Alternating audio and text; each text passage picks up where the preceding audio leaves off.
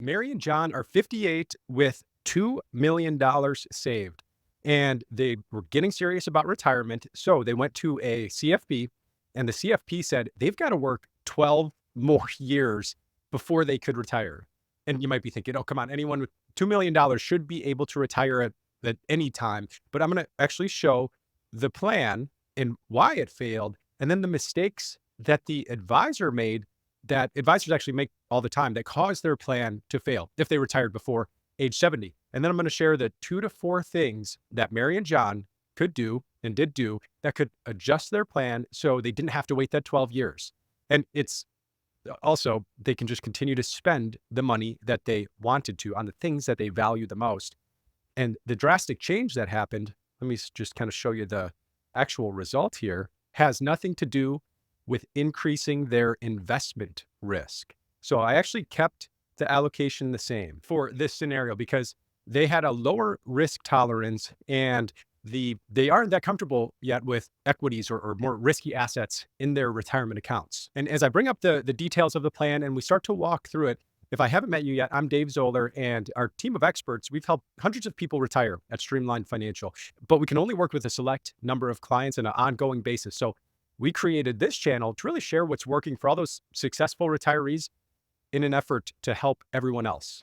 So here's the plan, the initial plan that they created after meeting with the advisor and then working on the numbers. And let me just share some of the details quickly. Here's the accounts that you can see, and these were all included in the plan except for this. This was at a later date when they were going to liquidate this and move. Social Security at 67 is going to be a 57,000, and then expenses in retirement are $10,000 a month. So if they retired today, this is what the plan looked like. And that's why the advisor made the adjustment to how much they needed to save over the next few years, 12 years, so that they can continue the lifestyle that they wanted. But the advisor made a critical error. And unfortunately, a lot of people in the industry make this mistake. Here's the mistake. He met with John and Mary and he got all the numbers, right? He spent a lot of time getting all the details of their financial life, the income need, investments, the tax situation. And then he spent a lot of time creating a detailed plan. And then he met with them and he shared the results with them. But he forgot a very important thing to do right here as step number 1. Because the problem that most advisors, they say, tell me all the numbers first, and then I'll create the plan based on that. I'll give you this story of how it all plays out. But what really great advisors do, they say, let's talk about your story first, and then get clear on your ideal future first. Then I'll get all the numbers and then I'll show you how to make it possible. So it sounds like a subtle shift, but I'll show you how it makes a big, big difference in the actual plan when we made some of these adjustments. And then I'll actually give you the specific conversation that Mary and John had to come to this realization. So here's how the conversation goes if you follow the Streamline retirement process. And then I'll show you what we discovered in this conversation that led to a retirement much, much sooner than they planned. So here's the abridged version. They said the goal is to retire soon, hopefully in the next 2 years. And the question is, can we do it? So at Streamline, the question to them was, oh, retiring soon. That's a great goal to have. What are you most looking forward to doing in retirement that you can't do now? And then John and Mary thought about it for a minute and said, oh, good question. I guess work has just been so stressful lately, and it just doesn't feel like we've got time outside of work to do the things, to keep traveling like we want to do, or get involved with our church, and there's a few charities that we've supported for years that we want to get more involved with.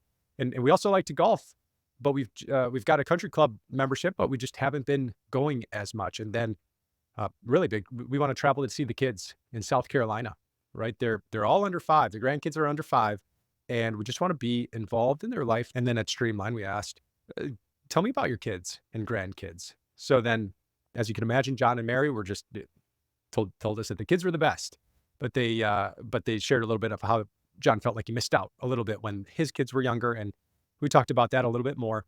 And then I asked, any other family in Illinois still? And they said, no, it's really just us now. And then the question to them was, what's your favorite part about living here? And then again, it made them think for a minute. John and Mary, good question. We've been here for 30 years and we haven't really thought about it. We've got community here and we like our country club, though we don't get to go there as much as we want. And it just seems like it feels like home. And then the next question was, so why do you think you're not getting to that country club as much as you used to? Then they shared, well, when the kids were little, we would do tennis lessons, we'd do swim lessons, we'd be there pretty much every day in the summertime, and we'd go golfing too when they were doing lessons, and we spent a lot of time there in the summers. And I guess some of our friends moved away, and we still like it, but we just aren't there as much. And then the next question was about their current home. Is this Illinois home? Is that going to be the forever home, you think? And that got them thinking. So that's just an example of the beginning of a conversation we had, and I'll share why that was so important and how it changed the entire plan. Now, the reason why it was so important is because really what not a lot of advisors do from what we've seen is get really curious and fascinated about the people that are sitting across the table or across the screen from. That's so important because we figured out some of the things that they valued in life more than other things. The top 5 in order of importance was their faith, their family, their fitness and health, fun, and then friends. And we've heard the 5 F's before, or, there could be more. But we took those and then we began to explore the what if scenarios. And if you haven't heard of the what if scenarios before, that's really all of these things over here on the left side of the plan. So I'm going to start to adjust some of these and go back to the current plan and the way that it looks as of if they were to retire today. And of course, we're not making any decisions. All we're doing is getting clear on the things most important to them and what they want their life to look like. And then we're plugging the numbers in to that rather than letting the numbers dictate the future story. And the thing that they realized, what we realized, was that proximity to kids was one of the top things that they valued. So we looked at the what if scenarios. What if we did move to be more involved in their lives? Originally, we thought we'd travel and see them 3 or 4 times a year. But what if we traveled less and spent less on travel, but instead we actually moved? So they just estimated maybe it'd be a little bit more than this, but what if we spent 10K less in travel every year? And then this country club, we love to golf, but we're not using it as much. We're really, our friends are kind of leaving a little bit. What if we didn't spend money on the club anymore? And if you're in the Chicago area, these club dues, this one was 25K per year, and they could be a lot more than that. But anyways, the next what if scenario was, what if we sold Illinois and we actually bought in South Carolina? How would that impact the plan? And just to show the details here, estimated sale price in a couple years, and then the purchase price in Illinois or in South Carolina was less. And there was another scenario in here of renting rather than selling the house right away. What if we rented for 1 to 2 years and just got used to it? Still closer to the kids, but how would that impact? We decided not to explore that option. And wow, we could see the big impact this is already making here. And then the question is retirement date. What do we do now? What if we just work 2 more years and we save aggressively those 2 years? Can we retire? And things start to look pretty good. So now I've got something really important to share about these what if scenarios. But let me know if you like this type of video, this walking through a plan, looking at the what if scenarios. If you do, click the like button or leave a comment below. I'll read the comments and I'd love to hear from you.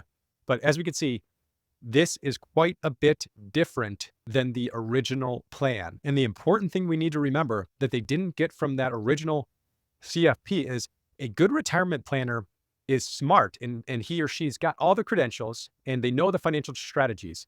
But a great retirement planner is all of those things. Plus, they have that genuine curiosity about you, right? They ask really good questions. They're actually similar to a counselor or a psychiatrist or a coach who's really trained to help you discover your ideal life, the ideal retirement. That's what it's all about. But most of the financial industry is still tied up in all of the numbers as the leading indicator of success. And they don't know this yet. And I'm actually trying to change that. But for now, Streamline's got a unique advantage. So John and Mary, they figured out that the financial part of their life was going to be fine, but there's still work to be done. And that's making sure they're prepared for the non-financial part of retirement as well. And that, you've heard it before, it's the 3 C's.